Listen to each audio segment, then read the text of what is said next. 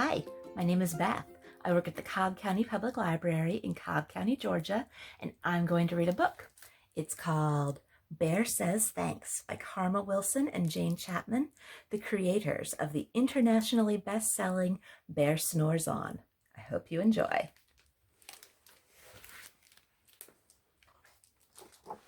Bear Says Thanks by Karma Wilson, illustrations by Jane Chapman.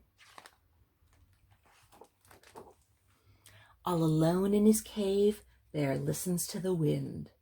He is bored, and he misses his friends.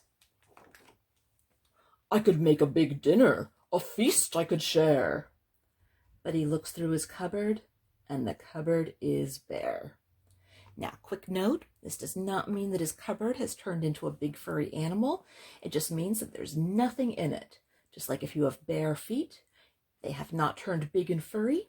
There's just nothing on them. So they sound the same even though they're spelled differently, and they're called homophones. So back to the story.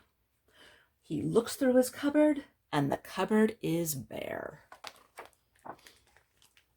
Then Mouse stops by with a huckleberry pie, and the bear says, "Thanks."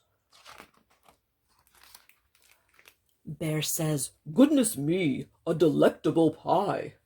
But I have made nothing," he adds with a sigh.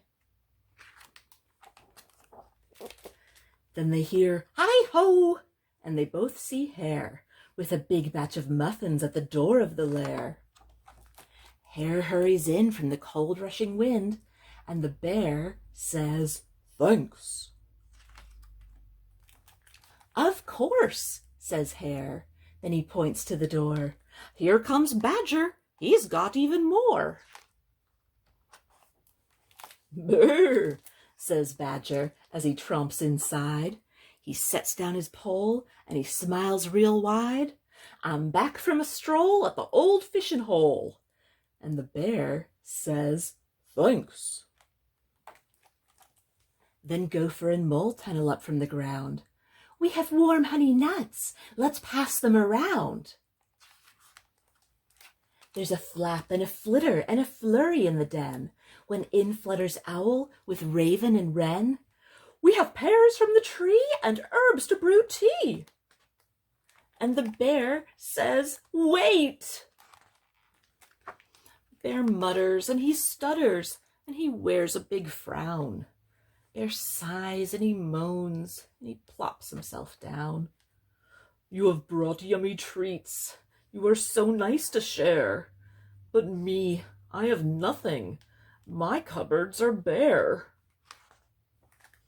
Mouse squeaks, "Don't fret. There's enough, dear bear. You don't need any food.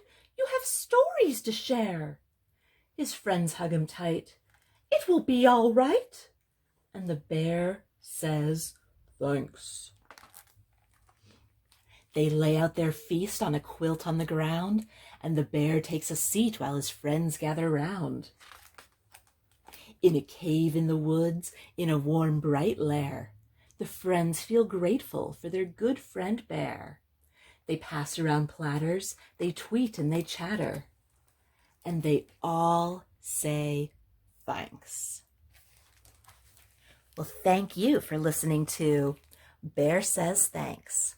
And you know who else has some really great stories to share? Your local public library. So I hope to see you there. Bye.